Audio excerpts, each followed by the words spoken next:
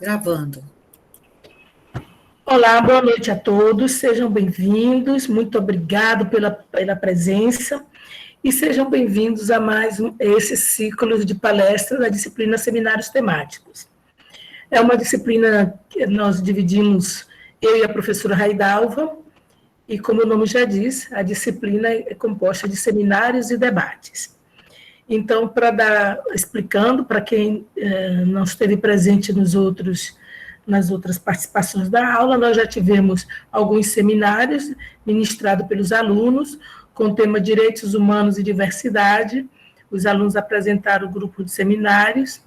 Tivemos a palestra Educação Ambiental, com a professora Ana Carolina, e hoje nós teremos mais uma aula palestra, né, com o tema Relações Étnico-Raciais, Experiência e Negro Referência no Ensino, ministrada pelo professor Adalberto. Na próxima semana teremos mais um bloco de palestra-aula, que é a palestra com o tema Educação Étnico-Raciais, que é o tema da disciplina, mas o tema da palestra é...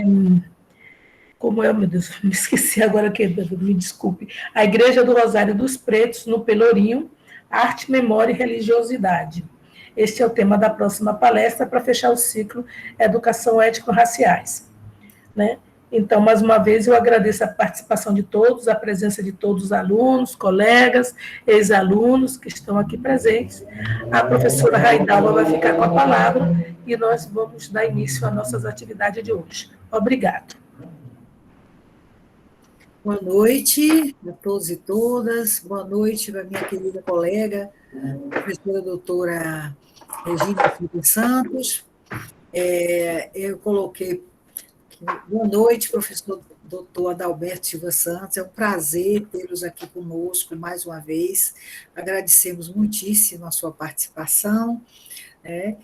E eu vou falar um pouco agora do professor doutor Adalberto Santos, do seu currículo. Antes da palestra, vou passar a palavra para que ele possa proferir a sua palestra. Vou aqui, Sabrina, bem. Se eu interromper para colocar as pessoas na sala. O professor doutor Adalberto da Silva Santos é aposentado pela Universidade Federal da Bahia, Instituto de Humanidades, Artes e Ciências, professor Milton Santos. É pós-doutor pelo Centro de Estudos sobre Cultura, Política e Sociedade da Universidade de Barcelona. Doutor em Sociologia pela Universidade de Brasília. Mestre em Teatro pela Universidade de São Paulo, né? Mestre pela Universidade de São Paulo. Bacharel em Ciências Sociais pela Universidade Federal da Bahia. Foi coordenador do programa multidisciplinar de pós-graduação em Cultura e Sociedade da Universidade Federal da Bahia e superintendente territorial da cultura da Secretaria de Cultura do Estado da Bahia. O professor doutor Adalberto Silva Santos possui experiências na área de artes, em especial teatro e teoria das artes, e da sociologia, com ênfase em sociologia das artes e da cultura. Atua de forma interdisciplinar nos seguintes temas: política cultural, patrimônio e memória, performances negras, culturas populares. Possui várias publicações, sendo que a última é o livro intitulado Cenas de Aquilombar-se, publicado no Brasil e no México. Então, com vocês, o professor doutor Adalberto Silva Santos, com a palestra intitulada Experiências e Negro-Referência no Ensino.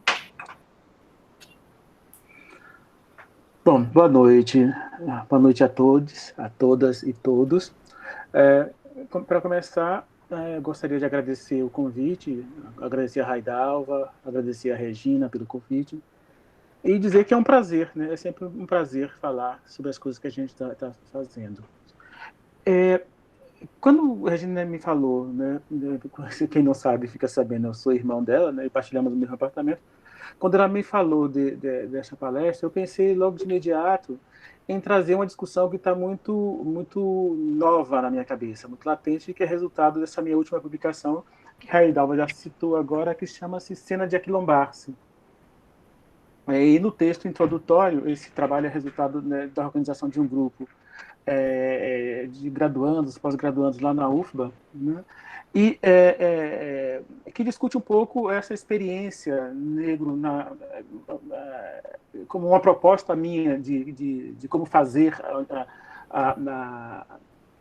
ensino na universidade, pensando a partir desse lugar que me é muito caro, que é o lugar da cena negra, da cultura negra contemporânea. O texto se chama Experiência e Negro Referência no Ensino, né? Eu vou articular esses dois conceitos, né? O conceito de experiência, que é um conceito tomado de empréstimo, a gente vai ver ao longo da fala, e o conceito de negro referência, que é um conceito que eu estou, né, construindo, né, ao longo da minha carreira. Sempre quando eu falo, eu escrevo, né, as minhas falas antes. Dessa vez não é diferente, dessa vez o texto já estava pronto, né? E eu vou ler e comentar esse texto ao longo desse tempo que me foi concedido por vocês. Espero que vocês gostem. Então, vou começar a leitura, né, do texto e os comentários. Como professor negro, ao longo de minha experiência no ensino, eu compreendi a importância de fomentar projetos de formação que estivessem abertos aos conhecimentos da subjetividade dos herdeiros de África, né? Vou chamar sempre de herdeiros de África a todo esse contingente, né, de negros e negras que são descendentes da diáspora africana no Brasil. Tecendo com os saberes e fazeres da diáspora africana um conjunto de relações flexíveis, ou melhor, de dispositivo estratégico. Dispositivo é um conceito, né, que eu não vou discutir agora, de dispositivos estratégicos capazes de acionar os poderes ligados aos limites dos saberes e fazeres dos herdeiros de África. A atuação dos professores e professoras está marcada pelo conjunto de relações que se instituem nos espaços de ensino. Os espaços de ensino não são neutros. Ou seja, na formação de técnico, de cientista, de professores e demais profissionais. E por isso mesmo, não se pode esquecer como conhecimento da realidade que essas relações se estabelecem no espaço de ensino, criam e organizam, e como as forças por essas relações, né, mobilizadas são capazes de rejeitar projetos transformadores, sobretudo quando tais ações são propostas sobre a condição de atividades emanadas do imaginário de quem luta para vencer a adversidade das condições históricas que atravessam o dia a dia dos herdeiros de povos sequestrados e escravizados, e que, ao adentrar o espaço do ensino, quer seja como estudantes, professores ou técnicos, encontram um espaço altamente racializado. Então, a primeira questão é essa, né? O espaço de ensino é um espaço racializado. Historicamente, há investimentos na construção de imaginário que privilegia as heranças sociais europeias num processo inventado e mantido pelas elites brancas brasileiras.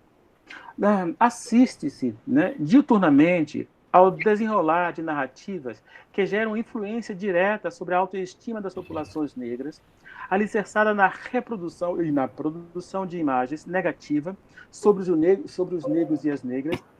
Eu não sei, estão todos ouvindo? Sim, professor. Sim, sim, porque essa condição de ausência, né, que as redes nos impõem nos deixa um pouco inseguro com relação à audiência. Né? Eu estou acostumado muito com o olho no olho, né, de caminhar entre as pessoas, de falar para pessoas. Né? Falar para uma tela é meio complicado. Bom, vamos prosseguir. Então, historicamente, há investimento na construção de imaginário que privilegia as heranças europeias, num processo inventado e mantido pelas elites brancas brasileiras. Só para a gente saber, o conhecimento que circula entre a gente, né, ele tem origem em mais ou menos 5 países do mundo. Né? Os conhecimentos que a gente, né, difunde, seja no ensino fundamental, médio, né, os conhecimentos que nos formaram e que formam as gerações que nós estamos formando, têm origem na Inglaterra, na Alemanha, na França, nos Estados Unidos e na Itália. Né? Se você olhar as matrizes dos saberes que a gente dissemina, né, são esses os locais da sua produção. Né? E são esses os locais que a gente geralmente olha quando pensa na produção do conhecimento no mundo. assiste diuturnamente ao desenrolar de narrativas que geram influência direta sobre a autoestima das populações negras, alicerçada na reprodução de imagens negativas sobre as pessoas negras que solapam identidades, danificam as autoestimas e, ao final, culpam os próprios negros pela discriminação que sofrem, justificando, dessa forma, as desigualdades às quais estão submetidos. É evidente, na sociedade brasileira, né, a precária condição da grande maioria da população negra. Né? A pobreza no Brasil tem cor. Né? A pobreza no Brasil é negra. Embora, numa cidade como Salvador, né, de maioria absoluta negra, e de negros e pardos, a pobreza, né, a miséria, as cadeias são reservadas, né, a rua, né, são reservadas para a população negra. Sequestrados em África e escravizados nas Américas, negros e negras foram trazidos às Américas desprovidos da materialidade do seu saber. Os negros não trouxeram absolutamente nada, além dos seus próprios corpos, das suas imagens, né, daquilo que suas mentes e suas memórias poderiam reservar. Mas trouxeram sobre seus corpos desnudos os rastros que edificam um repertório que afirma ainda hoje identidade que por século tentou se aniquilar, por meio dos mais variados mecanismos de opressão. Da senzala ao terreiro, do terreiro ao mocambo, do mocambo à favela, quilombo, até os dias atuais, o corpo negro tem revelado as possibilidades e os limites da condição de ser negro. É ele o veículo pelo qual a memória pode ser transmitida, ritualizada e a identidade negra performatizada. Na ausência, né, de espaços de materialidade, né, é o corpo negro que tem, né, que ao longo do tempo ocupou esse espaço de performatizar, de colocar na cena, de colocar a público, né, a nossa condição de negro. É ele o espaço de afirmação primeiro da nossa identidade. Lipsovik afirma que reconhece que a carga de autoridade auferida à condição de branco ressalta que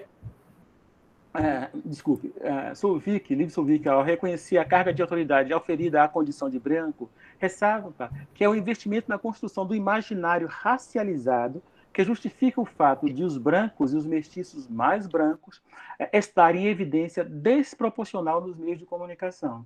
Né? Um fenômeno recente mudou um pouco a cara das comunicações brasileiras. Né? O movimento que surge nos Estados Unidos ainda recentemente faz com que a presença de negros nas propagandas, né, dos veículos de comunicação tenha aumentado um pouquinho. Né? Um pouquinho mesmo, né? Mas a imagem de negro, né? A imagem de negro é sempre imagens apresentadas nas mídias de maneira negativa. O negro é sempre sujo.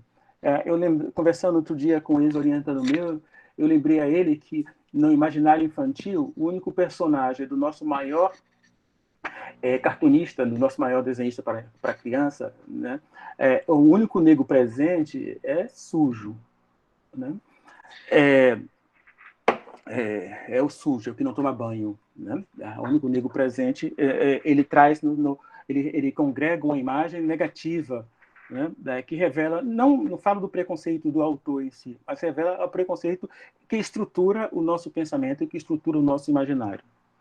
Nesse sentido, é preciso revisitar ou mesmo produzir rasura na estrutura acadêmica para fazer comportar categorias de saberes-fazeres necessários para formar profissionais capazes de pôr em evidências visões de como podem ser as relações com os outros, né? Em especial com os imaginários dos negros e negras, mas não somente com negros e negras. É preciso também a gente repensar as nossas relações com os homossexuais, com as lésbicas, com os gays, com os deficientes físicos, né? Com os outros, né? Com todos aqueles que não fazem parte, né, do nosso universo de conhecimento, com aqueles que pertencem às outras religiões que não as minhas, aqueles que pertencem às outras expressões culturais que não as minhas. Ou seja, a gente precisa reinventar formas de se articular, de conviver com os outros. Né? Eu vou, na minha fala, pontuar a questão da negritude, porque é o foco do meu interesse nesse momento. Nunca tive, nesse trajeto, a pretensão de produzir novos significados, e minhas memórias não me permitem o esquecimento do consagrado. A minha formação, inegavelmente, A professora Raidava apresentou de maneira sucinta o meu currículo, mas se você visita a minha biblioteca, os nomes que vocês vão encontrar, além dos brasileiros e daqueles que eu fui ao longo do tempo, né, conquistando, mas que não fizeram parte da biografia da minha formação, são os autores americanos, são os autores ingleses, são os autores franceses, sobretudo, né? E esses, na verdade, não estão de fora do meu modo de pensar, dos conhecimentos que me trouxeram até aqui, né? Eu não posso pensar sem eles, eu preciso pensar com eles, mesmo fazendo esse giro epistemológico proposto pelo próprio conhecimento, né? Eu sempre digo que uma das virtudes da ciência moderna é a instauração da dúvida como princípio, né? Então, você duvida para, né, produzir novos conhecimentos, né? Você duvida das verdades estabelecidas, você duvida das certezas, e isso faz com que o próprio conhecimento vá caminhando, caminhando, caminhando. Quem não duvida é o conhecimento tradicional, né? Quem não duvida é o conhecimento religioso. Né? A ciência, né, tem como a dúvida como seu pilar necessário e essencial. É isso que faz com que ela se transforme constantemente, em todos os campos. Né? Porque senão, até hoje, a gente ainda estaria afirmando que a Terra esfriaria em virtude, né, do aumento da elipse solar, como eu aprendi na escola, na minha formação. Né? Ou que o átomo era a menor, né, partícula existente. O que almejo, de fato, é assumir posição auxiliar no processo de construção de bases teóricas e metodológicas que traduzam a ação criadora marcada pelos signos dos herdeiros de África. Signos que, tratados como exótico, bárbaro, feio, folclórico, ocuparam pouco ou nenhum espaço no pensamento social brasileiro. Também não se trata de um discurso sobre currículo, mas de pensar como as estruturas de ensino podem dar fulcro, podem dar margem a projetos políticos que viabilizem práticas poéticas, estéticas e epistêmicas desenvolvidas em torno da problemática que atravessa essa fala. Eu vou abrir um parêntese, né, para explicar um pouco a questão da episteme. Né? A Regiane falou que o público-alvo seria alunos da universidade, mas também alunos de graduação. E seria, só para esclarecimento, é um termo que é central para a gente compreender o que eu estou falando, que é episteme, que eu vou usar a nomenclatura produzida pelo francês, né, Foucault, que diz que a episteme é a forma como se estrutura, em determinada época, os saberes científicos, ou seja, a forma como a gente estrutura nossas formas de pensar. Tá bom? Não é as formas como a gente age, né, que aí é a política, né, e não é as formas como a gente transmite, que é a educação, mas as formas como estão estruturadas os nossos mecanismos de pensamento. Conclama o maior entrelaçamento das ações de pesquisa, extensão e ensino e de todo o aporte que a educação detém para a concretização de um locus empenhado em produzir conhecimentos que contribuam para os projetos de justiça social que marcam os reclames de negros e negras por políticas emancipatórias. Empenhado na busca por bases teóricas auxiliares no processo de ruptura das fronteiras que, historicamente, definem o que somos, fazemos, pensamos e, sobretudo, como pensamos, para poder ativamente participar de um locus de produção de saber fazer, que, embora veja as expressões das populações da diáspora africana como objeto para estudo, né, isso é um fato, né, as questões do negro têm sido objeto de estudo no pensamento social brasileiro há décadas. Tem revelado pouca preocupação com a potência de suas estéticas, de suas poéticas e de suas epistêmias.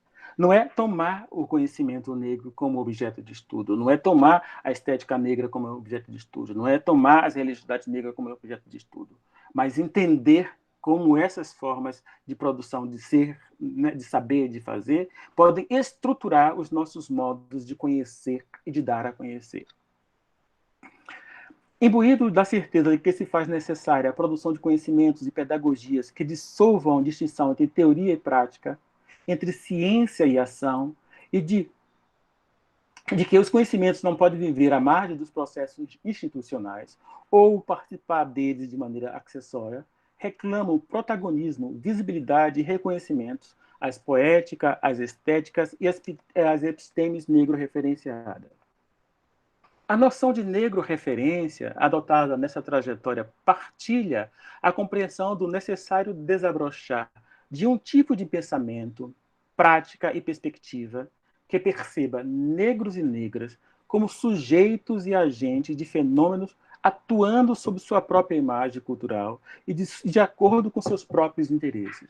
Aqui é um ponto-chave do meu pensamento, a ideia de agência, né, de você pensar o negro como um agente, como ator de conhecimento, e não como objeto, como tem sido feito até o presente momento, né, por muitos pensadores. Mas opto pela expressão negro-referência e não afro-referência, pois os saberes que dão substância aos pensamentos que germinam nessa fala pautam-se em multiplicidade de vetores que se hibridizam no imaginário desse homem negro, os quais não se constituem exclusivamente das heranças dos estudos africanos, né? Aí toda a herança do conhecimento científico consagrado, né? E também porque queria realçar a potência da África negra e da diáspora negra, né? É bom lembrar que nem toda a África é negra, né? E que há, né, africanos, ou que há negros, ou pessoas que se reconhecem como negros, que não fazem parte da diáspora, nem tampouco têm origem na África, né? Mais para frente eu vou citar uma pesquisadora, já adianto, a professora Avatar Bra, né, que é indo-inglesa, que se denomina negra, se reconhece como negra, mas que nasceu na Índia, né? É um outro movimento que eu acho bastante interessante, com o qual eu quero me associar. Não são, nesse sentido, não negro referenciar-se, não é pensar a partir de África, é pensar também com a África, mas é pensar a partir da diáspora, a partir da África e a partir dessa imensidão de negros e negras que estão espalhados pelo mundo, né? Como na Austrália, como na Índia, né? Como em outras partes do mundo, onde existem pessoas, grupos que se reconhecem, se veem e são vistos e tratados como negros.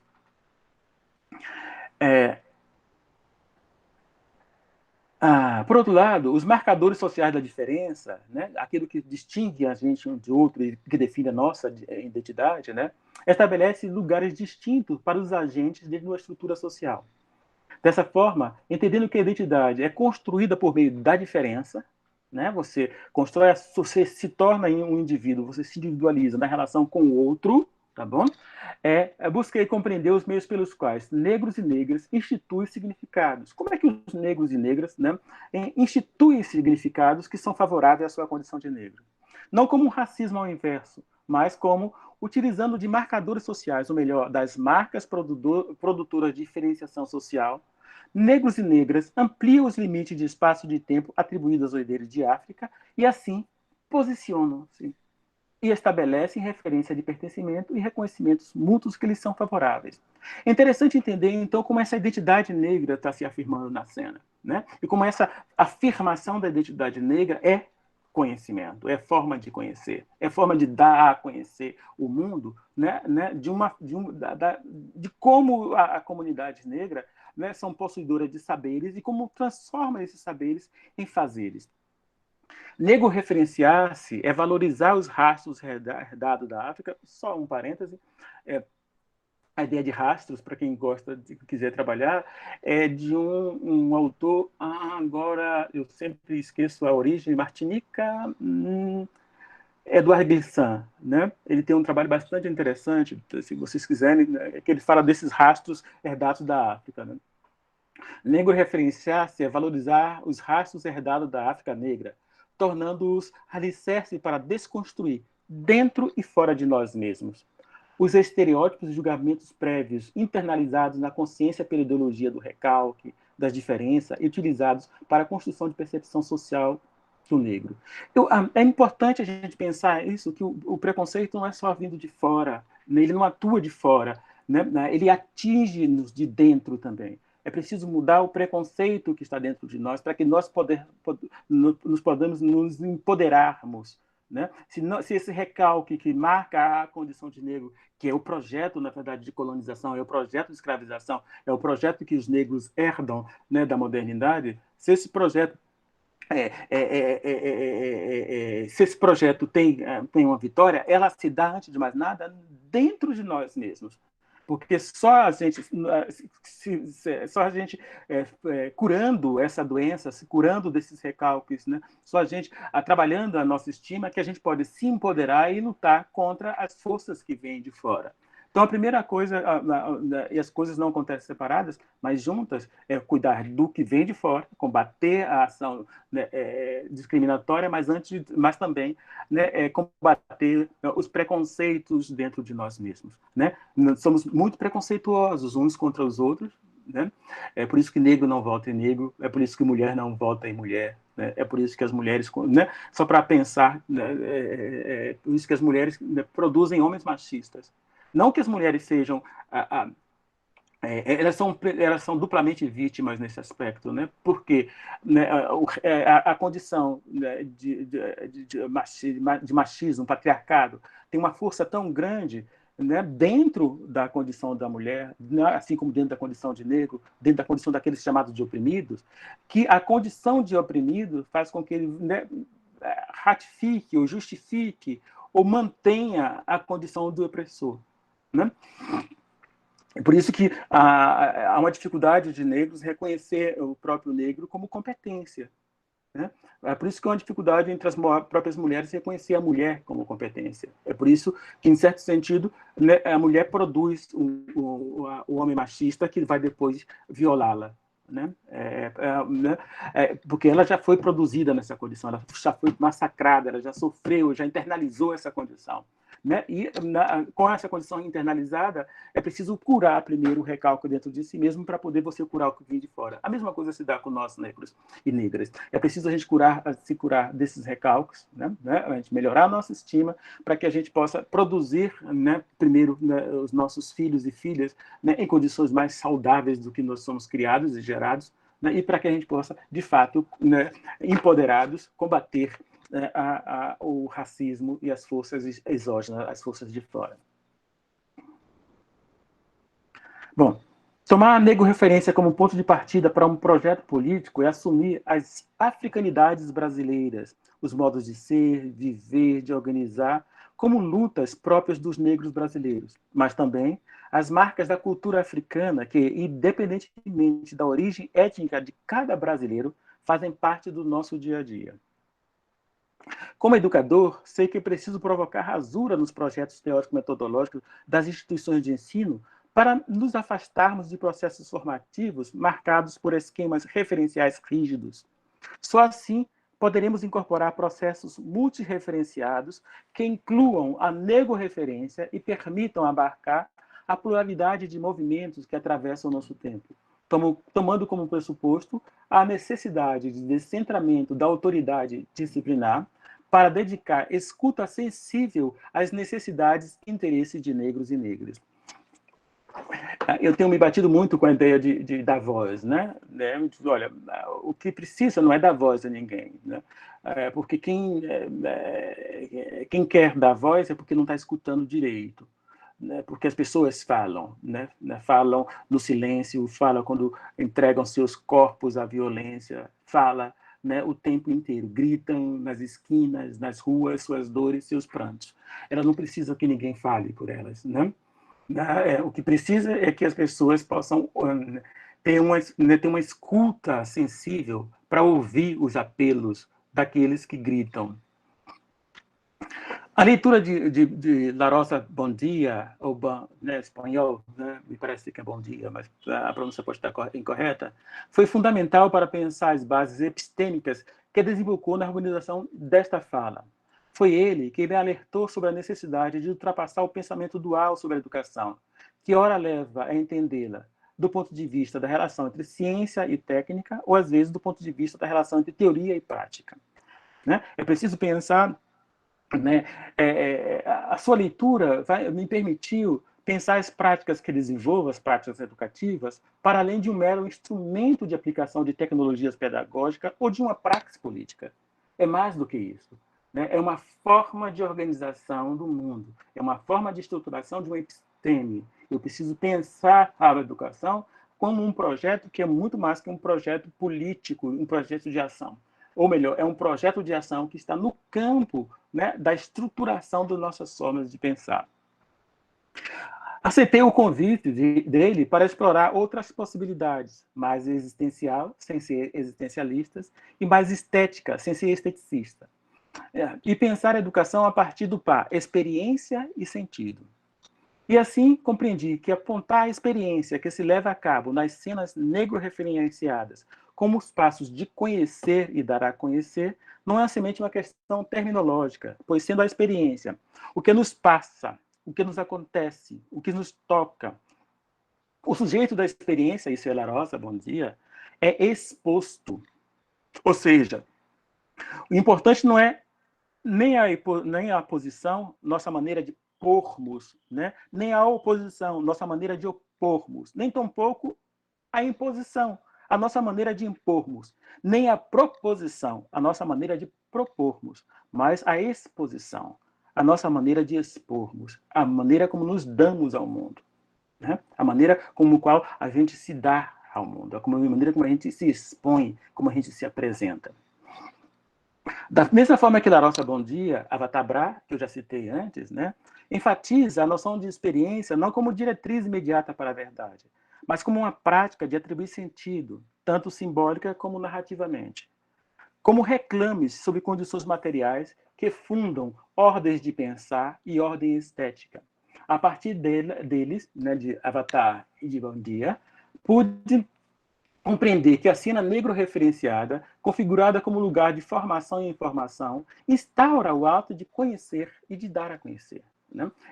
É nessa cena, é nessas relações em que os negros e negras, né, e negres, né, afirmam a sua identidade, que a gente pode conhecer, né, as formas de pensar e os saberes, né, que os negros nos legam. Por isso mesmo, o saber que dela advém é saber encarnado. É interessante a gente pensar nas metáforas que a gente utiliza, né? E pensar que um saber oriundo das matrizes africanas, das matrizes negras, só pode ser pensado como um saber encarnado, porque a força maior, né, da episteme negra, ela encarna. O poder maior, ele é encarnado. Ele não é etéreo, ele encarna. Ele baixa e se torna vida. Ele é encarnado. É um poder que se torna carne. E dessa forma, ao trilhar as experiências de negros, negras e negres, faz-se necessário evidenciar os meios pelos quais a negrorreferência assegura a continuidade de ações atrelada às experiências estéticas, às experiências poéticas, às experiências epistêmicas encarnadas por negros e negras.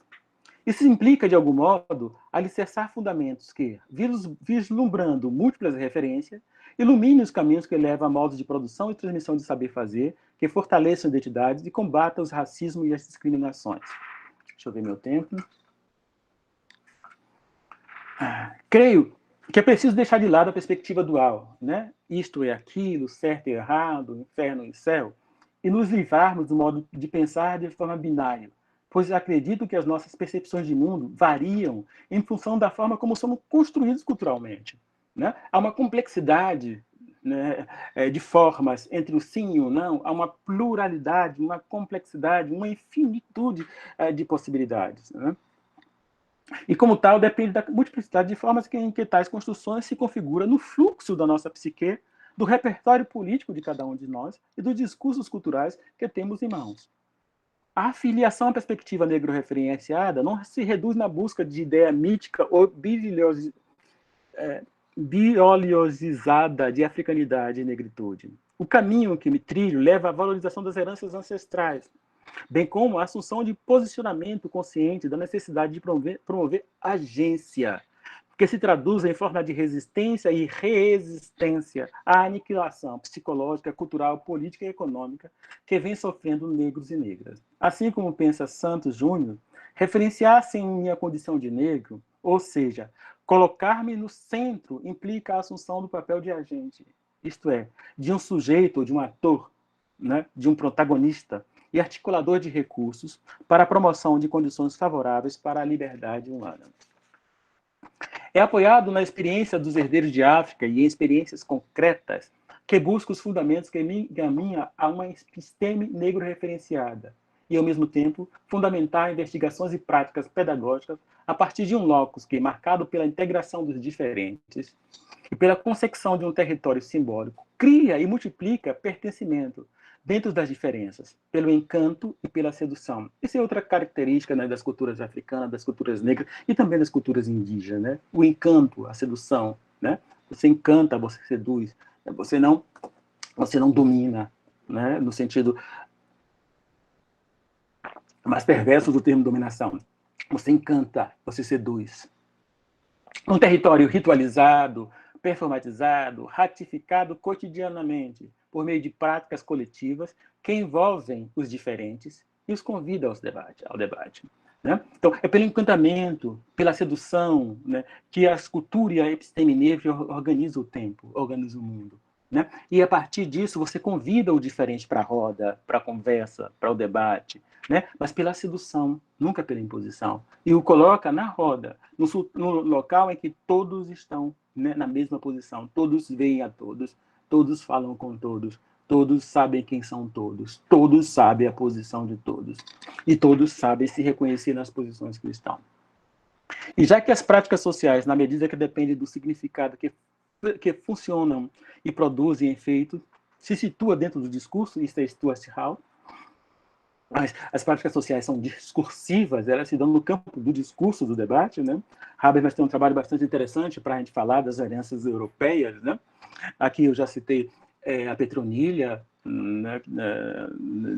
Uma herança brasileira, né? A Ana Célia, né? Que também faz parte das leituras que eu já fiz aqui, para não ficar apenas nos europeus, né? O Santos Júnior, que é do Rio de Janeiro, também é um outro negro, né? O Glissant, que também é um negro do caribenho, né? Stuart Hall, que vamos colocar na Inglaterra, né? Também negro, né? Mas pensar em agir localizados para, né, fazer com que nos localizemos sendo da narrativa acadêmica implica a assunção de papel de agente, isso é, a possibilidade de sermos como pensa-santos protagonistas, articuladores de recursos. Pensar e agir localizados, né, aí tem a noção de lugar de fala, falar de um lugar em que o outro saiba que lugar você fala, né, porque não existe lugar de neutralidade. Né? Essa ideia de uma ciência neutra foi colocada, é um debate que se inicia lá no final do século XIX, né? E que, digamos assim, a pá de cal é colocada, né, pelos avanços dos estudos das nanopartículas, né? Dos estudos das partículas em alta velocidade, né? Quando a física, a química reconhecem que todo pesquisador interfere no objeto medido naquilo que está investigando, primeiro pela decisão dos meios e métodos, né? Quem define é o pesquisador, então ele está interferindo, né? Se você escolhe um meio ou um método, você não está sendo neutro, né? E não existe nenhum meio nem método que seja universal. E todos os meios e métodos que a gente conhece hoje para fazer ciência, seja nas ciências humanas, nas ciências aplicadas, né? E nas ciências chamadas ciências duras, né? Todos eles não são neutros, né? Não são neutros, porque interfere nos objetos. Pensar em agir localizados, né, para podermos fazer com que nossas experiências, perspectivas e referências possam visibilizar símbolos culturais da negritude enquanto afirmação e conquista de espaço. Então, é importante, por exemplo, na minha formação, ter compreendido os clássicos, ter feito esse percurso né, no campo da sociologia, no campo das artes, que são as duas trajetórias que eu encaminhei, para a gente perceber que nenhum dos grandes autores que eu li, né, falaram de um lugar que não fosse o lugar da sua experiência. Né? Se você pensar um pouco no campo da educação, os autores que a gente lê, né, eles estavam preocupados com a realidade que eles estavam vivendo. Né? Na sociologia, a sociologia, inclusive, nasce, né, intimamente vinculada com as preocupações do seu tempo. Né? Marx, Weber, Durkheim, estavam todos eles olhando para o seu lado. Né? Se pensar no teatro, Brecht, né, estava preocupado com o seu tempo, né, com o que estava acontecendo em torno de si. Da mesma forma, eu acredito, né, que todos os autores que a gente lê olham para o seu tempo, fala desse lugar, pensa desse lugar, estrutura o pensamento a partir desse lugar. Não há nenhum lugar que seja menos para a produção de conhecimento. O que você tem são pesquisadores que precisam se debruçar e valorizar as referências que lhes chegam.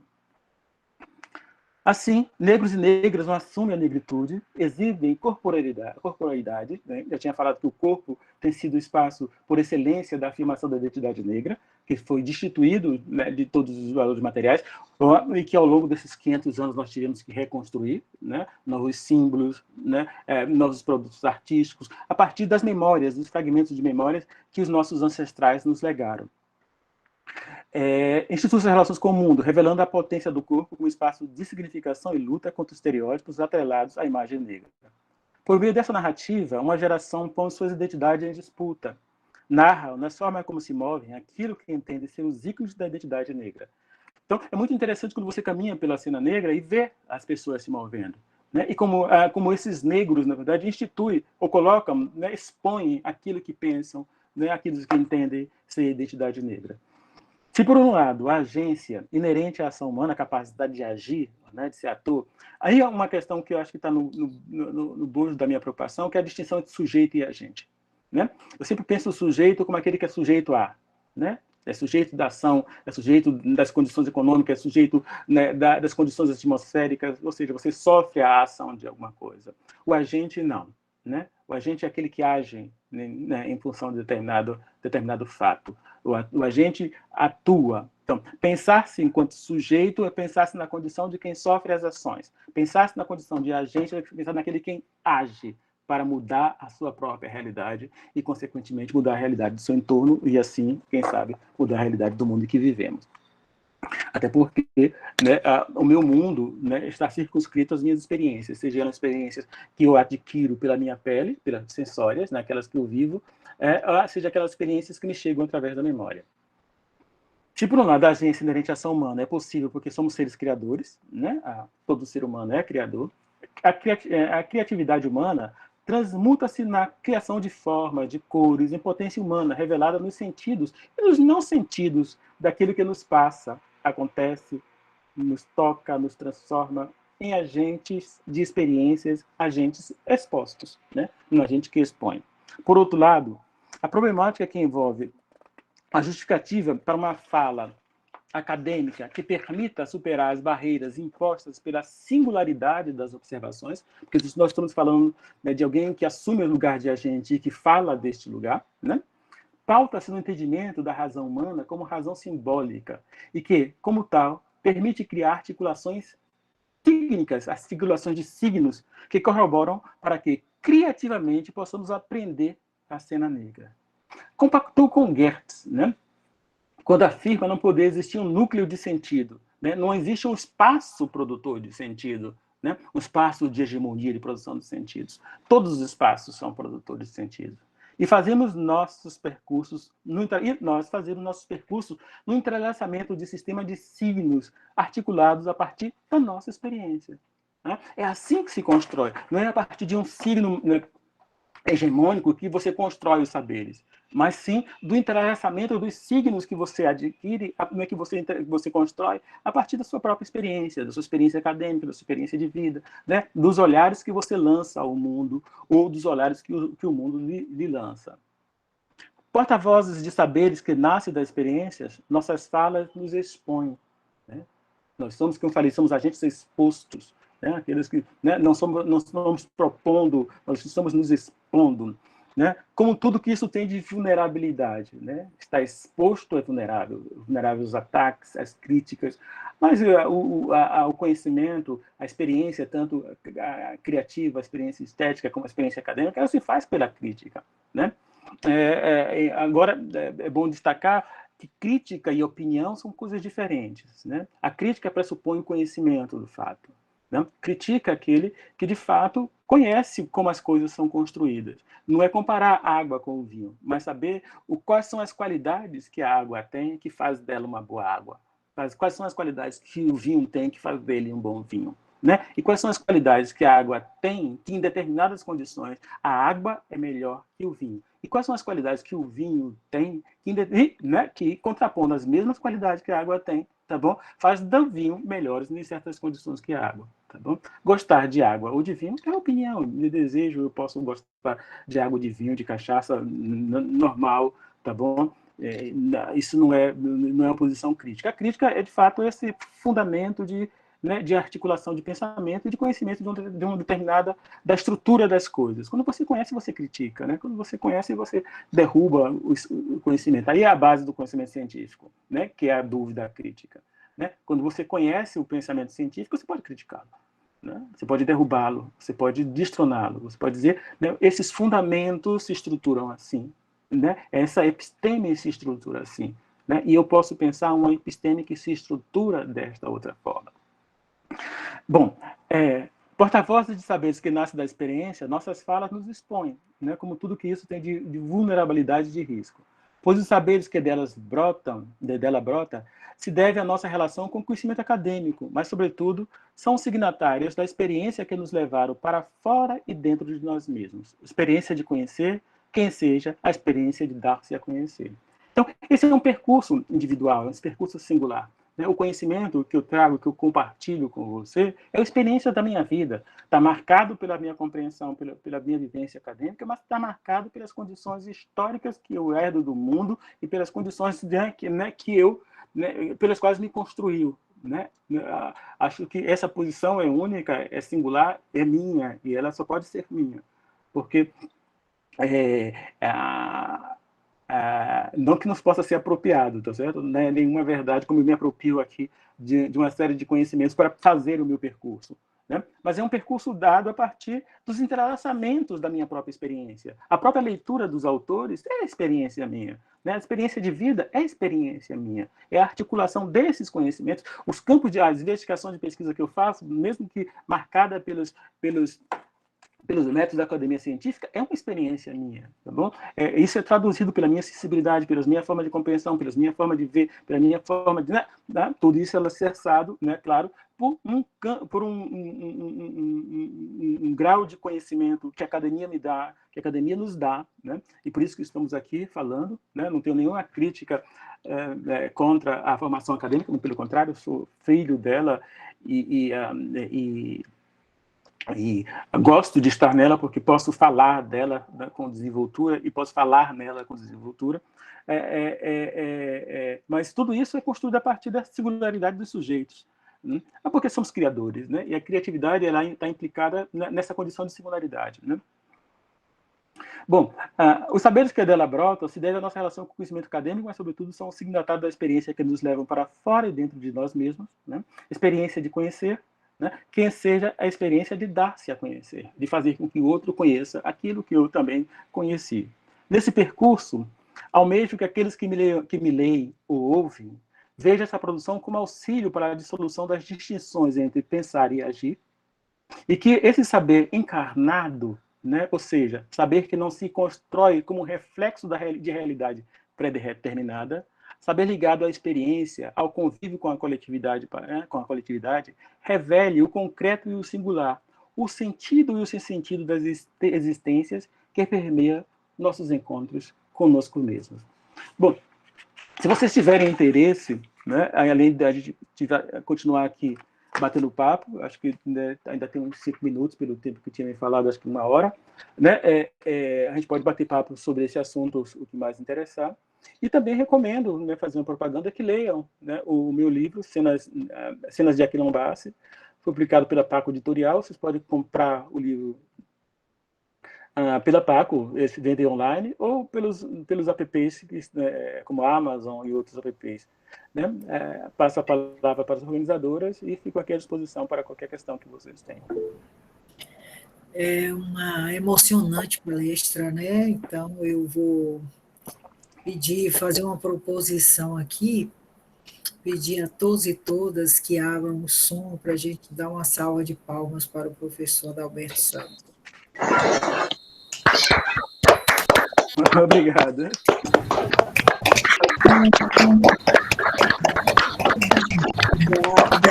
Eu vou aproveitar para abrir o microfone para que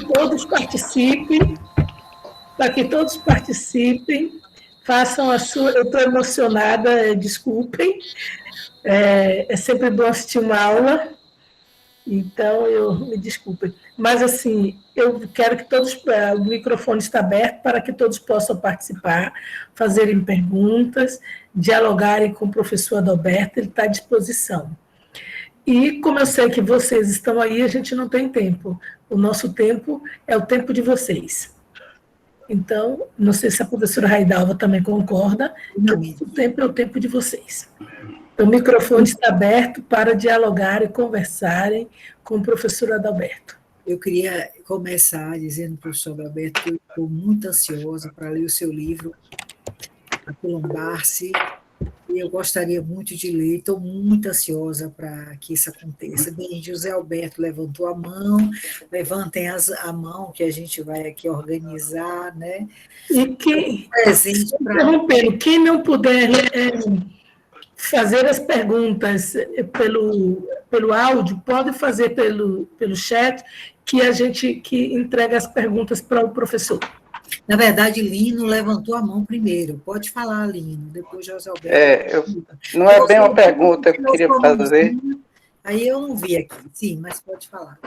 Porque não é uma pergunta. Eu queria fazer um agradecimento aí, uns parabéns a ele. Gostei muito da palestra. É uma pluralidade.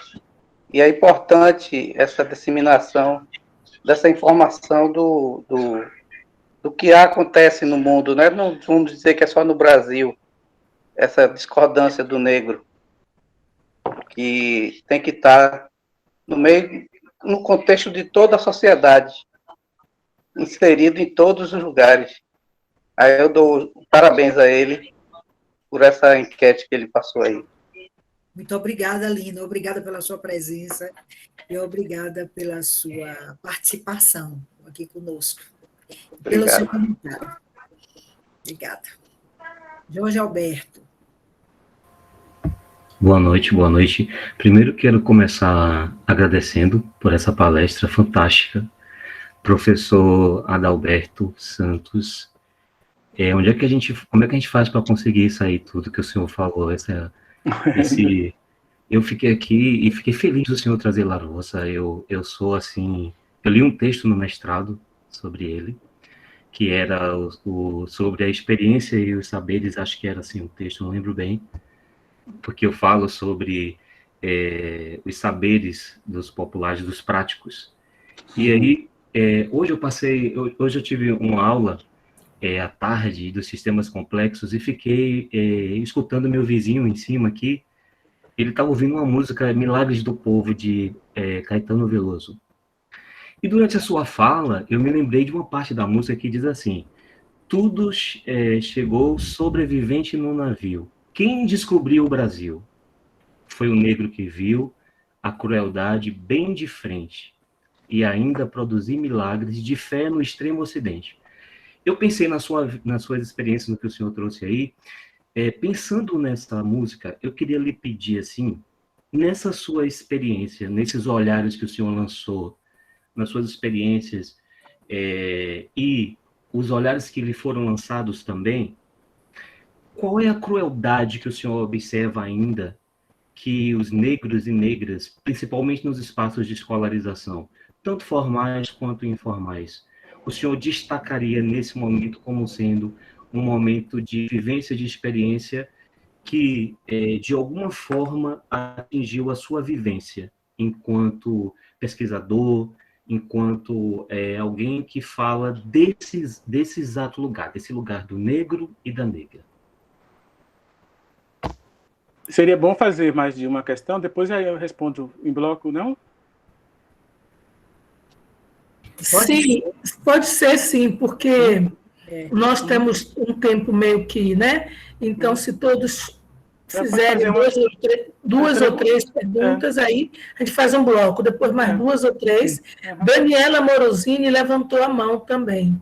Então, Dani, com você. Boa noite, professor Adalberto. Estão me ouvindo? Estou sim. Sim. Primeiro, um abraço aí, viu? Um beijo.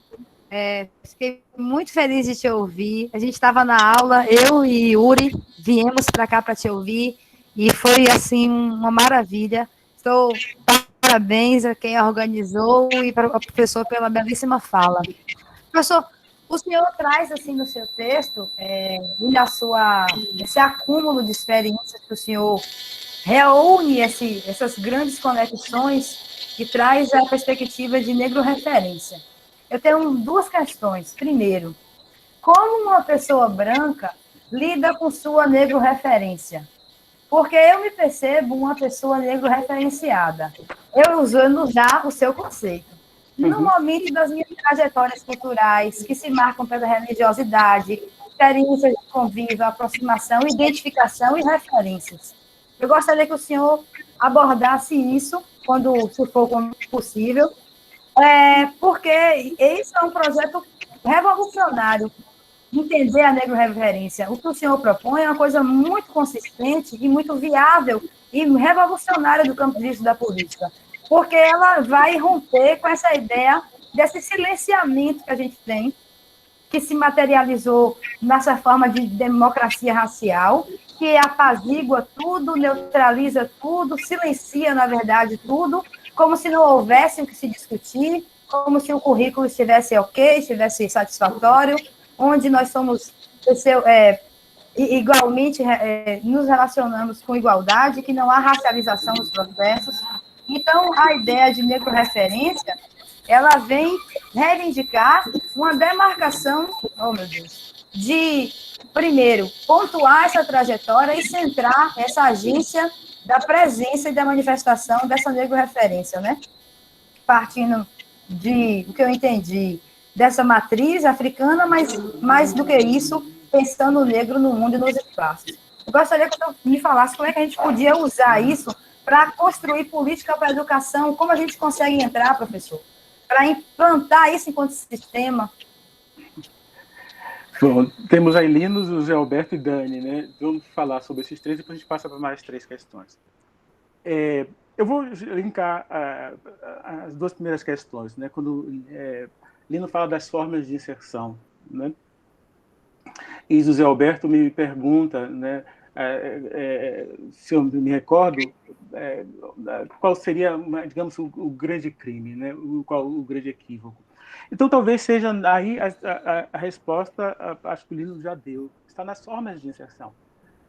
Eu diria que, na verdade, não é inserção, é ausência em determinados espaços.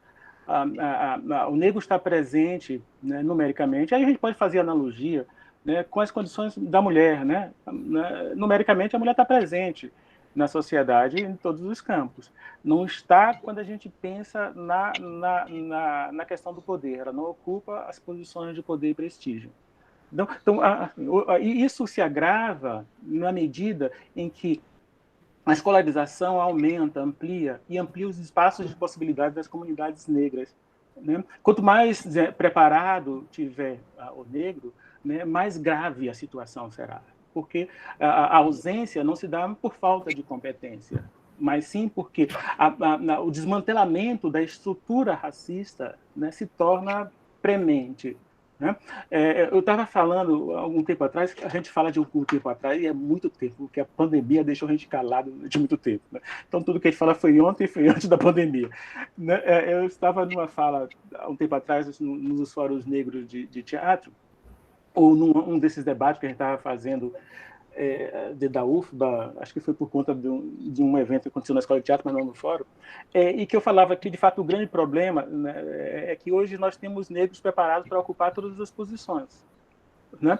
E aí a disputa começa. Né? E aí a estrutura se torna mais evidente. E ela precisa se tornar mais eficiente para impedir o avanço. Né? Então, o grande problema, José Alberto, é a ausência. Né? A ausência de políticas para os negros em todos os campos, da saúde, da educação, porque você tem a ausência de profissionais preocupados com isso. Né? Os grandes problemas que afetam a saúde, né, do homem e da mulher negra não são tratados ou são deixados de lado, porque você não tem sujeitos preocupados com isso. Né? Então, o grande problema da gente é a ausência. Eu diria, as formas de inserção precisam ser pensadas. Não basta inserir, tá bom? tem que ter qualidade nos modos de inserção.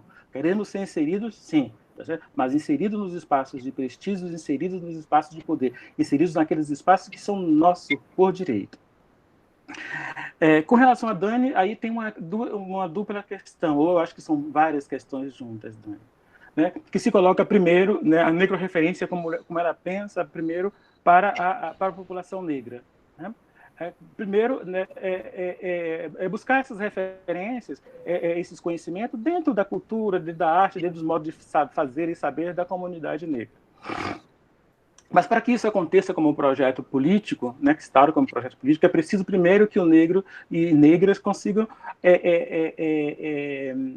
vencer, né, os recalques que estão dentro de si próprio e se reconhecer como agente de transformação. Né? Primeira coisa é isso, é a gente conseguir produzir uma geração, né, empoderamento, né, você que veio do IAC sabe muito bem disso, né, desse jovem negro empoderado, né, que se reconhece como um porta-voz de conhecimento, né, que, de certa forma, buscou curar-se do recalque, né, para estar pronto para, de fato, combater o racismo que vem de fora. Se você ler o livro, você vai ver que tem alguns autores que são brancos, né, inclusive colegas seus lá do Pós-Cultura, né, que são brancos. E isso só fala deles. Né? A primeira coisa é se reconhecer na posição de privilégio. Né, a condição de privilégio, que a condição, isso não significa dizer que você é menos ou mais competente enquanto sujeito, enquanto indivíduo, mas a condição de branco na sociedade brasileira é uma condição de privilégio, né? É uma condição de privilégio. Né? Se você é homem, branco e heterossexual, mais privilégio ainda. Né? Então você tem hierarquia de privilégio que vai refletir-se na própria estruturação da sociedade e na própria organização do poder. Né? Então, por a gente pensa um pouco, espaços que são majoritariamente, não vou falar do negro, né, e da negra, porque o espaço do negro e da negra majoritariamente é a cozinha, é a senzala, é a favela, é a cadeia, tá certo? É a morte, é onde majoritariamente está o negro na sociedade brasileira, é isso. Mas quando você pensa a mulher, né, que é uma outra categoria que inclui brancos e não brancos, né, espaços que são tradicionalmente femininos, são femininos nos baixos escalões. Nas altas esferas são masculinos e brancos. Né? Pensa só a educação. Né, o espaço que vocês estão. Né? A educação é majoritariamente feminina. Tá bom? Desde que o senhor era pequeno, a educação era coisa da professora. Não? Né? Mas é da professora até enquanto ela não está no espaço de poder. Você tem diretora de escolas fundamentais, diretora de escolas de segundo médio, mas diretora, né, reitora de universidade é uma dificuldade. O próprio IFBA tem uma reitora feminina e negra, certo? É uma diferença.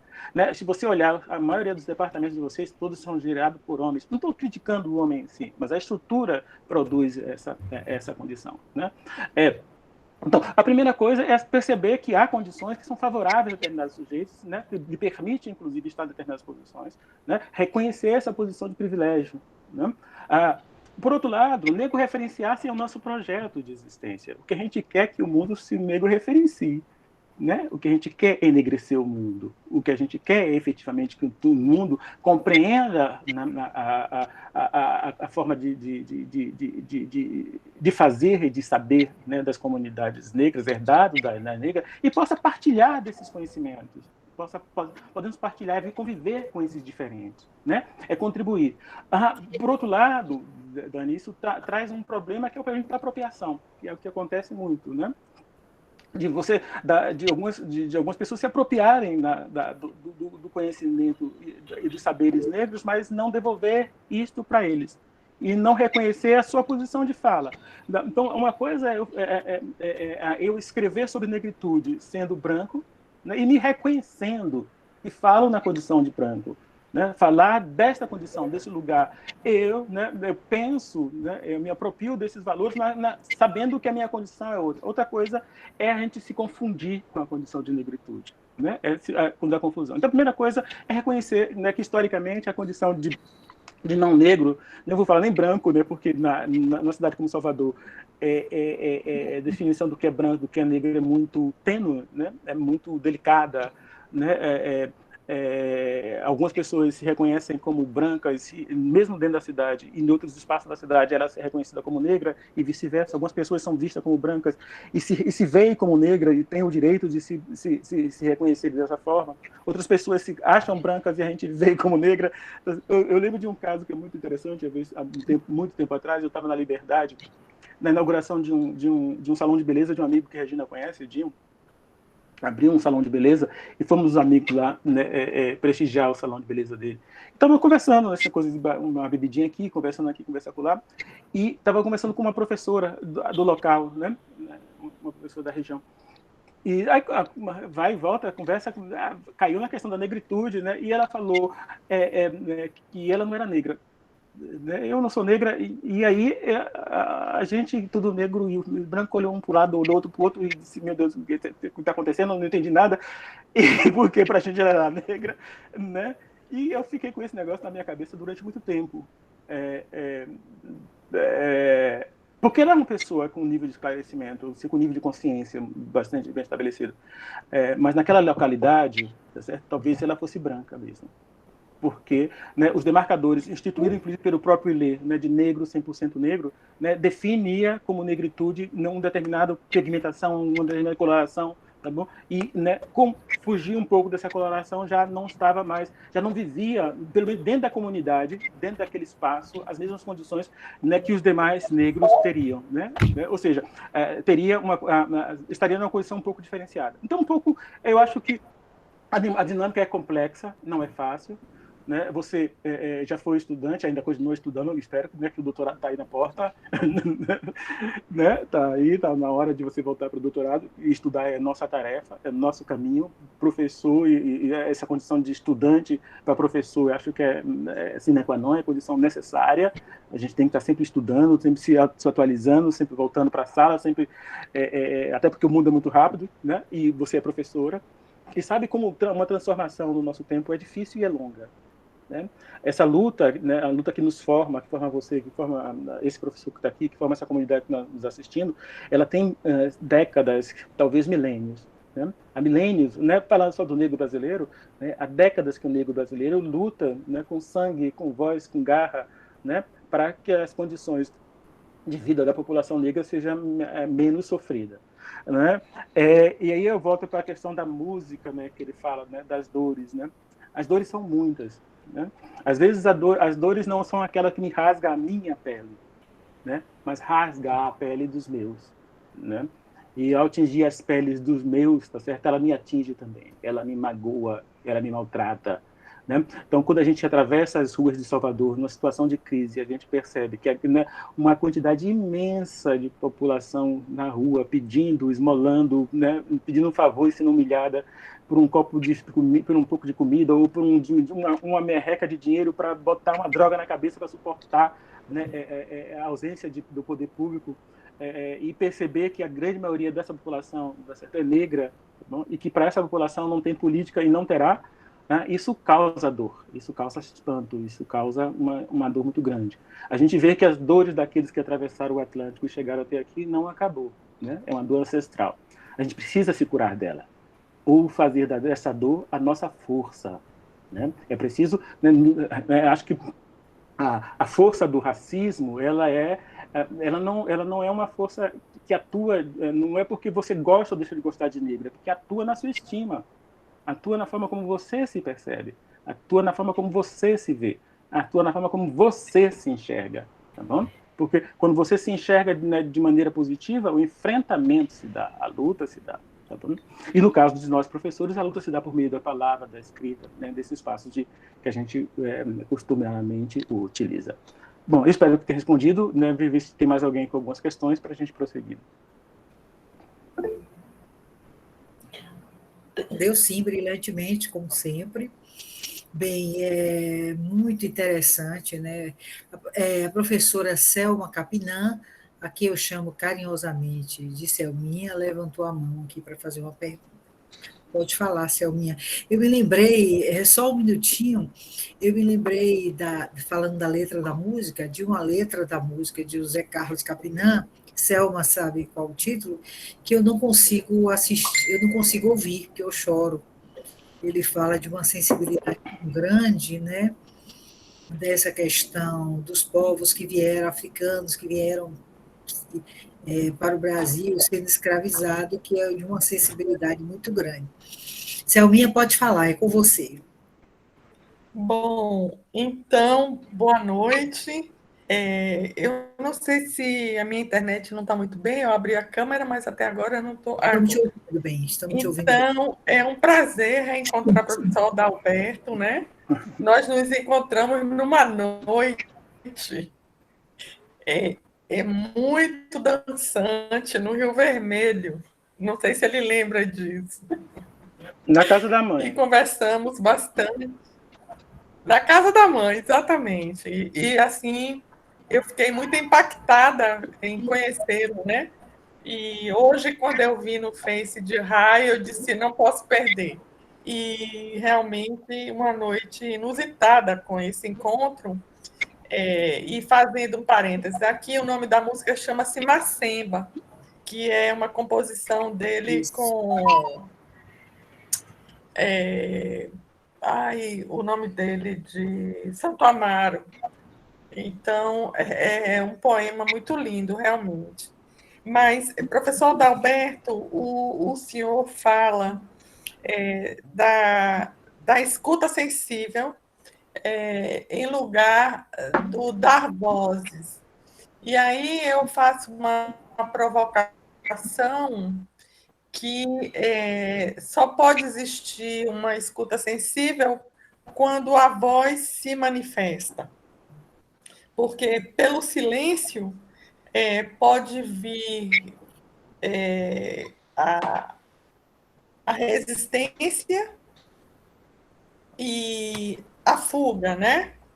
Então, a sua fala me levou muito a pensar Fanon, não é? Que ele fala dessa cura, dessa subjetividade que foi marcada pelo colonizador. E que essa percepção que a gente tem, que foi a sua última fala, né? Essa percepção que construímos de nós mesmas diz respeito ao início do seu texto, não é? Aquele que é feio, aquele que está anulado do discurso do outro, né? E aí eu pergunto ao senhor como se autorreferenciar num processo de cura frente a uma subjetividade colonizada.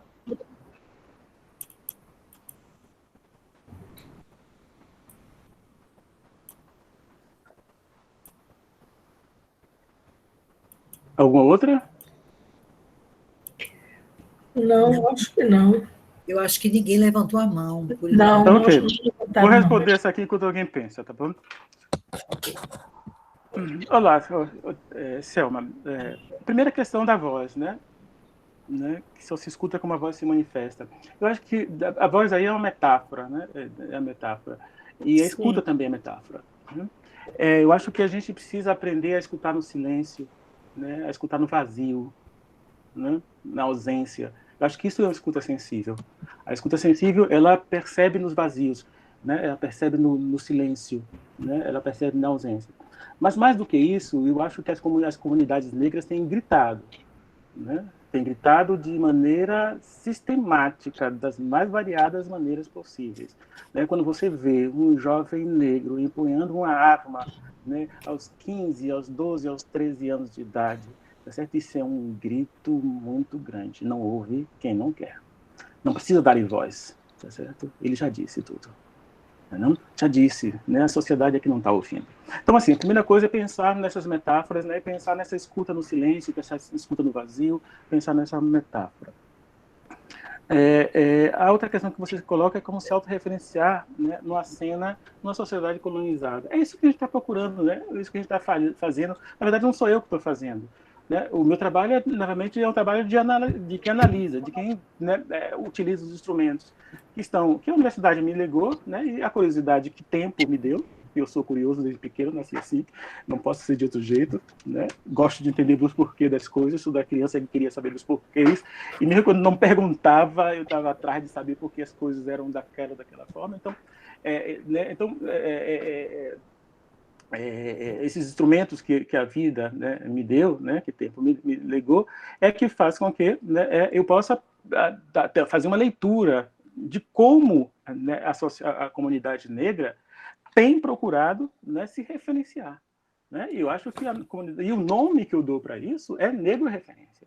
Né? O que a gente vê na cidade de Salvador é uma comunidade negra espraiada pela cidade. Né? Não só Salvador. O texto vai trazer referência de várias cidades, não muitas, né? Porque somos 9 ao final, mas tem referência de várias cidades. A gente pode caminhando por a cidade, a gente vai ver isso, né? De vários negros e negras e negres, né? De todas as idades, né? Que vai utilizar o seu corpo, né, para estampar essa referência de negritude. Né?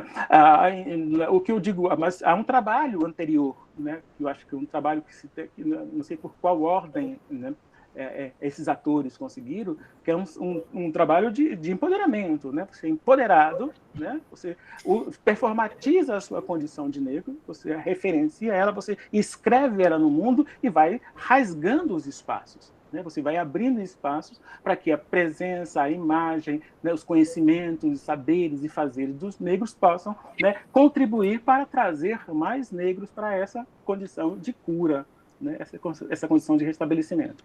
Né? Essas condições não são dadas, ela é resultado de luta, não é luta que começa nem ontem nem hoje, certo? É uma luta de séculos, de décadas, né? Começa, né, com o primeiro negro que, né, posto no navio negreiro, se atirou ao mar para não ser escravizado. Né? Começa com todos aqueles que resistiram, que deram seus corpos, né, para essa luta. Começa há muitos anos, é uma luta que marca a nossa existência, né? Então, assim, não é uma coisa, e não será uma coisa fácil para ser vencida. Né? Aí, se a gente percebe, o mundo tem, né, o Mafezoli fala de zonas, né, de retomada, de recomeços, né? Parece que você tem uma retomada de forças autoritárias, de forças racistas no mundo inteiro. Talvez, essa é a minha leitura, não sou um analista internacional, não posso pensar dessa forma, mas posso palpitar, me permitam dar um palpite aqui. Eu acredito que a força dos movimentos negros chegou a tal tamanho que o recrudescimento das condições se tornam, né, imperiosas para que, né, o status quo permaneça. Por isso que a gente vê, né, nesse momento, né, o recrudescimento de uma força extremamente autoritária contra todos os avanços que a gente perpetuou nas últimas décadas, né, com todas as, né, críticas que a gente possa fazer a isso. Porque você conquistou, você, né, sentou nos postos, né, e aí é preciso destituir. Né, e isso vem com muita força, né, vem com muito ódio e vem com uma estrutura montada para tal. Não é fácil. Né? Não é fácil. A gente não pode esquecer também o papel e o poder da educação. Tá bom? Acho que a época de pandemia, talvez, né, quando as escolas reabrirem, retomarem o seu papel na sociedade, vai minimizar um pouco o discurso da desimportância da escola. Tá bom? Quem percebe que a escola é necessária são os jovens que estão fora dela.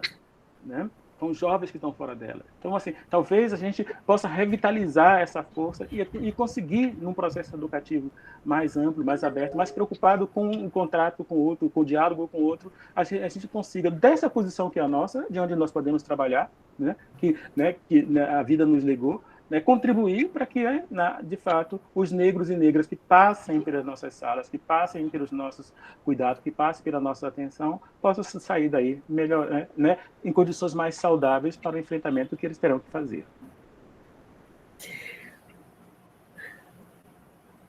Pois não, Regina, pode falar. Estou vendo você aqui se movendo. Não, é que eu vi que Tamires levantou a mão. Aí eu ia dizer para a Rai, tem mais uma pergunta aí da Rai. Então, pode fazer, Tamires.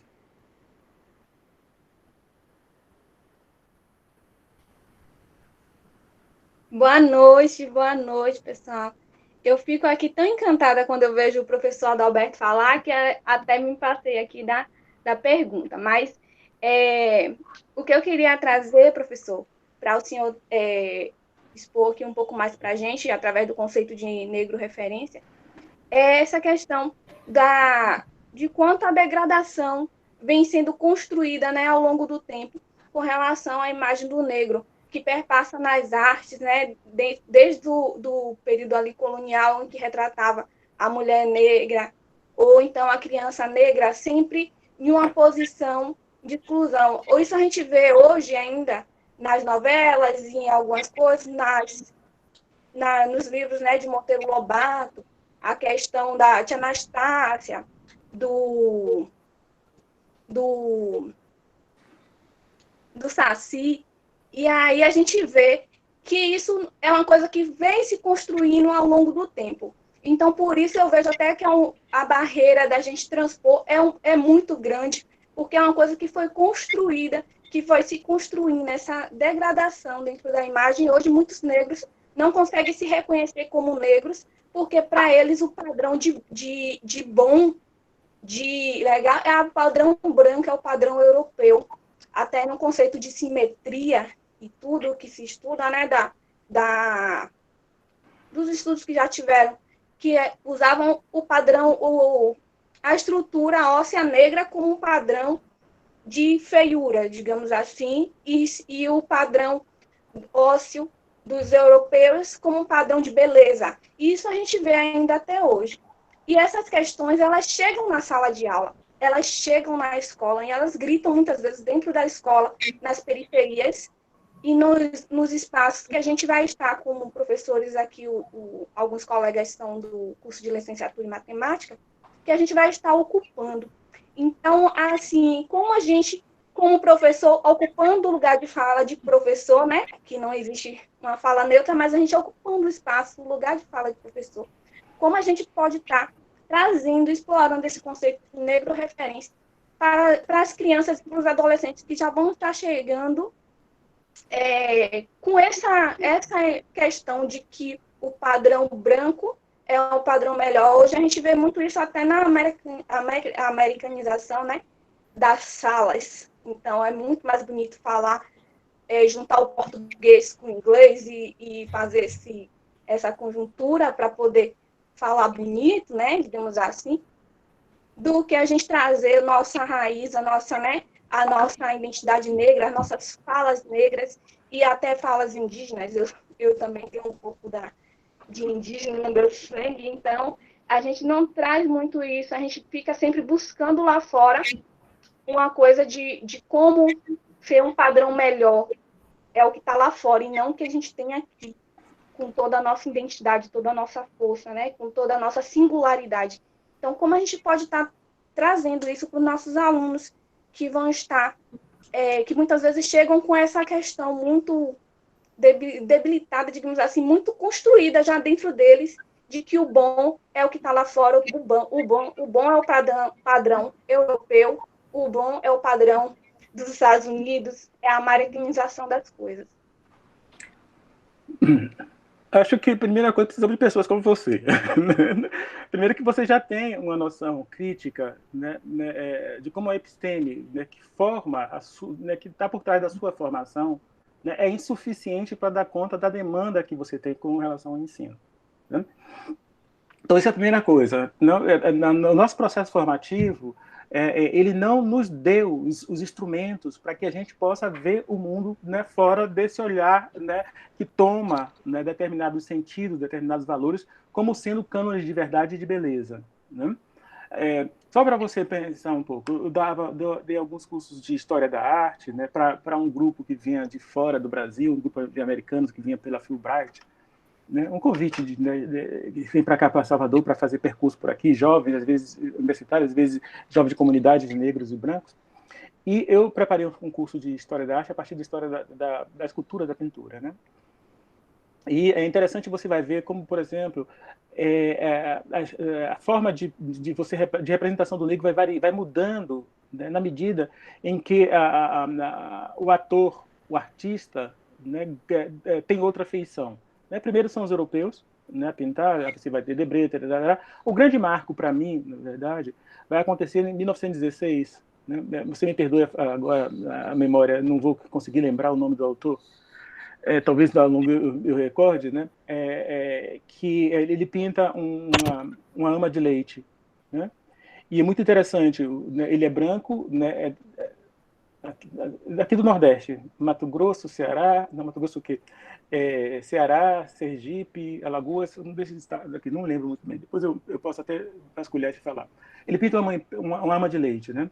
E o retrato é a ama de leite sentada com a criança branca no peito, mamando no seu peito, e olhando para a esteira onde está o seu bebê, né, negro, né, deitado. Você vê, por exemplo, aí você tem uma crítica a essa condição. Você tem a primeira coisa, é um movimento de crítica, né, à condição da mulher negra e da mulher que amamenta. Né? Você vai vendo, por exemplo, como gradativamente, né, quando os negros começam a pintar, né, por exemplo, a representação de orixás deixa de ser alegórica. Né? Você não tem alegoria de orixás quando, de fato, aqueles que são de dentro do candomblé constrói a materialidade das suas imagens, porque digamos, os orixás não têm forma humana, né? Eles são etéreos, né? Então eles ganham outras dimensões, né? Então quando você vê um Abdias pintando, já é diferente. Então o grande trabalho para a gente, efetivamente, é procurar, porque como eu disse na minha fala antes, nós já temos material, tá bom? Nós já temos. O que a gente não tem é acesso a ele. Primeiro porque a escola que deveria nos dar acesso a ele não faz. Tá bom? Então a gente é formado sem ler, né, sem ver, sem participar, sem escutar. E quando eu estava na minha última turma, né, de trabalho, que eu fiz um trabalho com os estudantes, para eles percorrerem Salvador e verem olhar a cena negra, o que estava acontecendo na cena negra, muita gente dizia que não estava acontecendo nada. Não está acontecendo nada, professor. Os negros estão tudo na periferia, não está acontecendo nada, não está tendo nada. E eu disse, olha, tá bom. Eu me lembro perfeitamente que desse dia eu estava em São Paulo, na Avenida Paulista. Tá bom? Eu estava na Avenida Paulista. E no MASP, na Avenida Paulista, né, tinha uma exposição de uma artista, né, negra, mulher. Tá bom? Em São Paulo tinha 3 exposições, naquele exato momento. Em Salvador, né, naquela mesma semana, eu tinha visto no Teatro Castro Alves, na sala principal, um show de um cantor africano negro. Tá bom? Aí você vai nas periferias, você vai nos pequenos teatros, você vai onde você for, você tem expressão artística negra. Se você quiser poesia, literatura, romance, você tem. Eu trabalhei com alguns alunos meus, por exemplo, uma escritora americana que eu gosto muito, a Judith Butler. Eu só falo da Judith, porque a Judith, a de gênero, né? Ela fica mais na cabeça da gente. Octavia Butler, né? Que é uma escritora americana, né? Negra, né? Vários prêmios, traduzida para o português, né? Sem falar na enormidade de poetas, de escritores negros e africanos que chegaram ao Brasil. Quer dizer, você tem, né? O que a gente não tem é divulgação disso. A escola não nos apresenta, né? A escola não nos dá isso como referência, né? A escola não nos diz. Eu me lembro que eu estava trabalhando com os meninos lá no Alagado, e os meninos falavam que não queriam saber de cultura americana, que queriam saber da cultura negra local. E eu olhei para a cara deles e não disse nada. Mas eles todos fazem hip hop.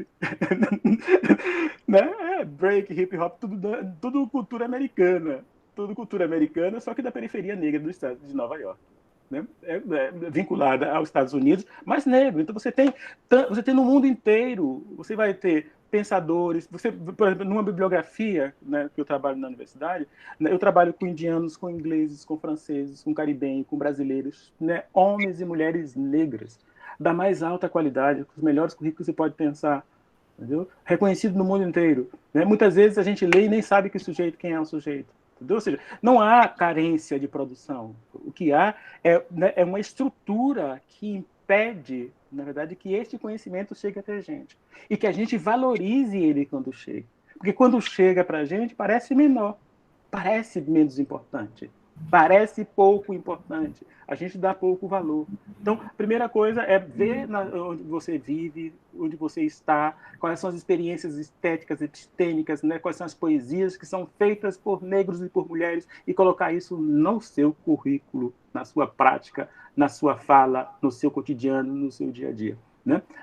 Primeiro, porque você cria o que a gente chama de participa da cena, porque as cenas são fluxos, né, inclusive econômicos, que vai sustentar esse pensador, esse poeta, esse artista, tá bom? Esse escritor. Então, você cria os fluxos para que essas pessoas sobrevivam, possam produzir mais, consumindo os produtos que elas fazem. É isso que a Cena Negra faz. Né? Você produz coisas, os negros visitam, compram e circula. Né? Então, você vai ao teatro, né, vê um espetáculo negro, está lá o turbante que foi feito não sei aonde, a roupa que foi feita pela outra senhora, ou seja, o sapato, ou seja, você cria uma rede de negócios, você cria uma rede de comunicação, você cria uma rede de, de afetos que vai produzindo a identidade, que vai reconfigurando, de fato, a estrutura da sociedade. Isto eu vejo como dado.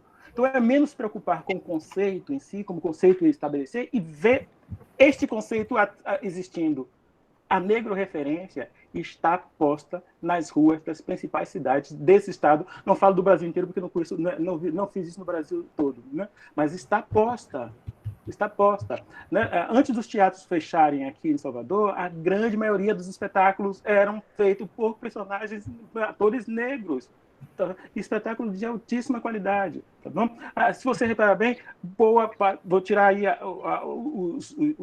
as grandes estrelas, né? Que aí é outro fluxo, outro mercado, outra questão que a gente pode discutir depois, porque tem a ver com a imagem televisiva, né? A imagem televisiva é de quem tem cabelos longos, loiros, né? E que pode vender shampoo. A mulher tem que vender shampoo, tá bom? Se não vender shampoo, não faz sucesso. Né? É uma brincadeirinha, mas então assim, você tem um fluxo, na verdade, de artistas, de produção, né? De qualidade negra. É preciso que a gente valorize. Você tem uma estética negra forte, tá bom? Que surge e ganha rua.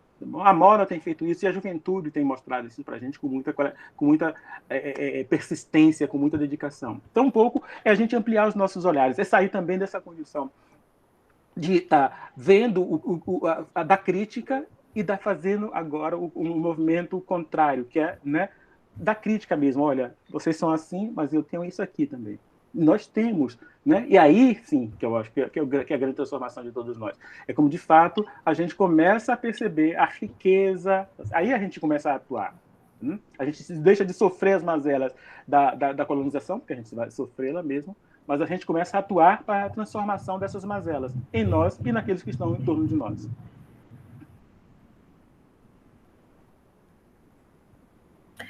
Pessoal, mais alguma pergunta? Os meninos da Zalo, Josemar, Isaías, Marcelo, Jorge e todos os aí. Mais algumas perguntas? Venham, né? Participem. Eu sempre digo, tá certo, que toda pergunta é bem-vinda. Na minha sala, eu sempre aviso desde o primeiro dia, olha, esse é espaço do erro, tá bom? É espaço para a gente errar. Tá bom? Porque é aqui que a gente vai errar para a gente acertar lá fora. Mas é aqui que é o espaço do erro. Né? Aqui, nesse espaço de debate, no espaço da sala, no espaço do aprendizado, é que é dado para a gente errar. Né? Eu costumo dizer também que é um espaço de formação. Então, aqui está na hora. Esse momento hoje foi um momento muito rico, né? Um momento formativo muito rico. Agradeço. Eu peço a vocês, por gentileza, que liguem as câmeras para a gente tirar uma foto. Né? Já tiramos vários, mas se vocês puderem ligar, nós agradecemos muito. Então, vou esperar os demais, Daniela. Vê a Dani Morosini, venha para a foto, vê a Jorge, Lino, cadê você? Viu? É porque Lani, Lília, Sabrina. Lília, todos, é porque nós precisamos deste registro, meninos. Que noite mais funda a calunga, no porão de um navio negreiro. Que viagem mais longa, candonga, ouvindo o batuque das ondas, com o passo de um coração de pássaro no fundo do cativeiro. É o samba do mundo calunga, batendo samba em meu peito. Caô, cabecilê. Caô, Okearô, oque. Quem me pariu foi o ventre de um navio. Quem me ouviu foi o vento no vazio. Do ventre escuro de um porão, vou baixar no seu terreiro. Epa, raio, machado, trovão. Epa, justiça de guerreiro. É semba, é samba, o batuque das ondas, nas noites mais longas, me ensinou a cantar. É semba, é samba, a dor é o lugar mais fundo, é o umbigo do mundo, é o fundo do mar. É semba, é samba, no balanço das ondas, Okearô me ensinou a bater seu tambor. É semba, é samba. No escuro porão, eu vi o clarão no giro do mundo. Que noite mais funda calunga, no porão de um navio negreiro. Que viagem mais longa candonga, ouvindo o batuque das ondas, com o passo de um coração de pássaro no fundo do cativeiro. É o samba do mundo calunga, batendo samba no meu peito. Caô, cabecilei, caô. Oquearô, ok. Quem me pariu foi o ventre do navio. Quem me ouviu foi o vento no vazio, do ventre escuro de um porão. Vou baixar no seu terreiro. Vou aprender a ler para ensinar meus camaradas. É isso que o professor Alberto hoje está aqui fazendo. Vou aprender a ler para ensinar meus camaradas. Ensinar meus camaradas, vou aprender a ler. Para ensinar meus camaradas, vou aprender a ler. Obrigado, menina. Obrigado. Lindo, muito lindo. Lindo. Lindo. Belíssimo. Eu fiquei com lágrimas nos olhos aqui agora, Selminha. Eu acho muito forte essa música. Ela é muito forte, é com muita sensibilidade, né? E os autores fizeram a música e eu também, meus olhos encheram de lágrimas com a fala do professor Adalberto Santos.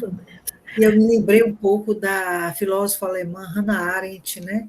Onde ela fala da banalização do mal. Então, é importante e que a gente não deixe de se indignar com as injustiças sociais, né? Com a questão dos povos africanos. Eu, por exemplo, antes da pandemia, eu visitei Ouro Preto, Mariana e Congonhas, e quando eu cheguei a Ouro Preto, a Mariana, tinha um museu, eu sou muito curiosa também, professor doutor Adalberto Santos, e tinha um museu com instrumentos de tortura, e eu fui, como curiosa que sou, fui assistir, fui ver, né?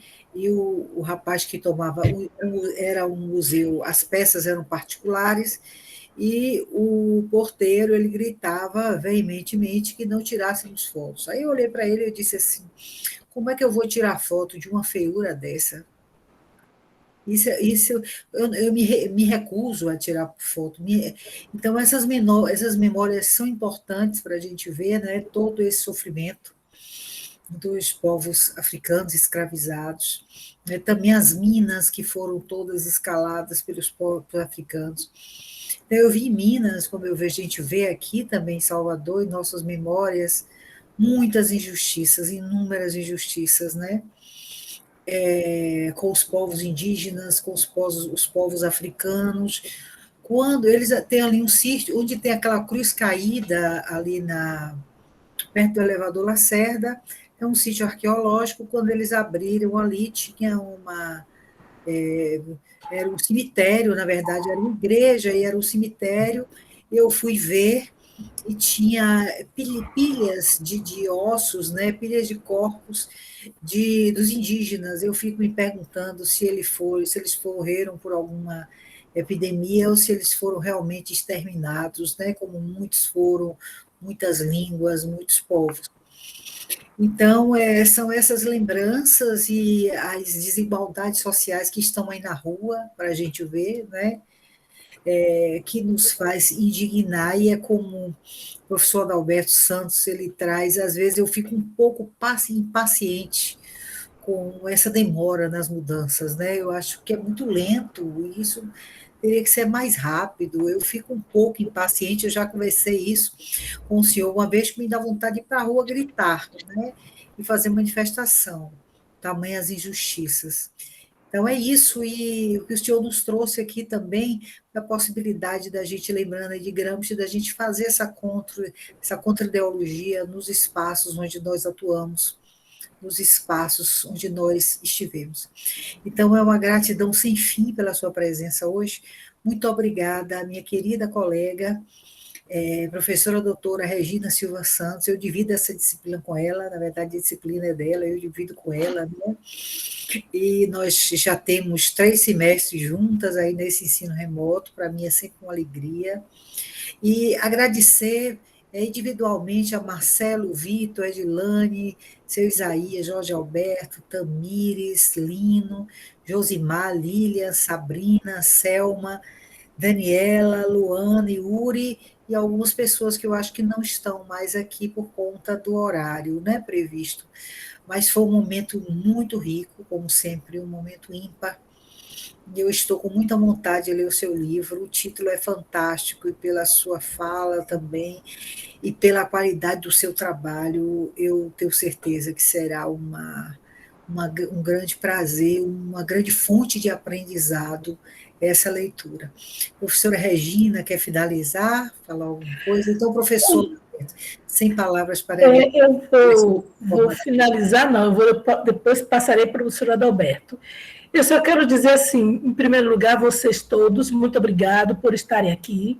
Este é um momento formativo, esse é um momento que nós temos de aprendizado, porque não é sempre que nós temos esse momento. Ouvir o Adalberto falar, como ele mesmo disse, é meu irmão, puxa sempre minha orelha, nós estamos aqui, gostaríamos muito de ter a capacidade dele de estar aposentado e trabalhando, não para de trabalhar, não para de ler. E eu fico muito emocionada com as falas dele, eu já li o livro e recomendo a todos que leiam. Eu já, inclusive, já presenteei a 2 pessoas o livro, dei emprestado e não me devolveram, me tomaram. Eu digo, poxa, tem que mandar o dono, o autor, fazer o autógrafo, mas eu estava em outra cidade, não dava tempo, em Feira de Santana.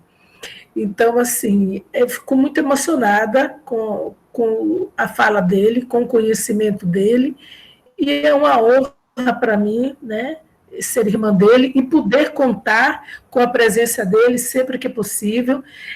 Para meus alunos, esse já é o segundo momento que ele nos presta esse aprendizado, esse conhecimento, e ele vai nos prestar muito mais, porque continuamos morando juntos, continuamos trabalhando, ele puxando minha orelha, e a gente vai aprendendo. E eu aprendi muito, só tenho que agradecer a todos por terem vindo para este momento, agradecer muitíssimo ao professor Adalberto, agradecer à professora Raidalva por deixarmos aqui, nós pudéssemos abrir as aulas desta forma.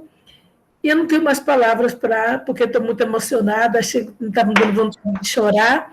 Eu deixo para que Adalberto, né, faça o convite deles para vocês.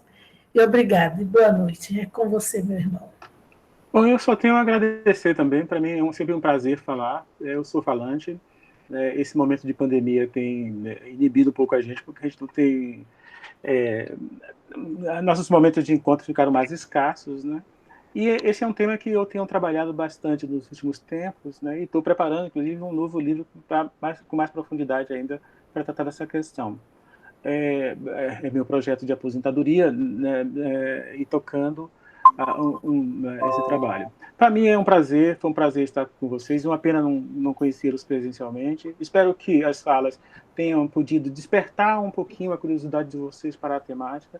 Preocupe-se menos com as questões do conceito em si, do que o conceito significa, mas procure ver como, de fato, né, se referenciar na cultura negra, nas suas práticas, nas suas ações.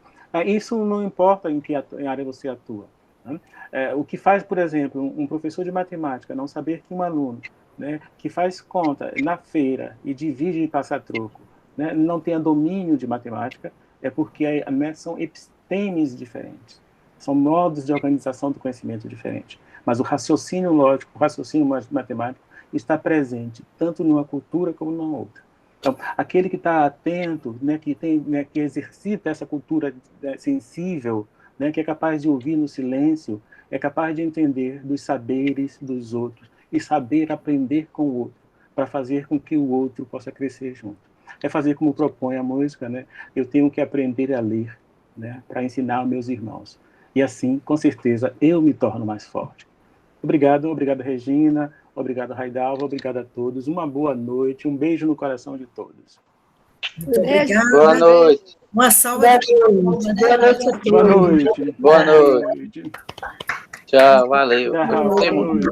Muito obrigado, professor. Muito obrigada, viu? Gratidão. Muito obrigada. Vou encerrar agora a gravação.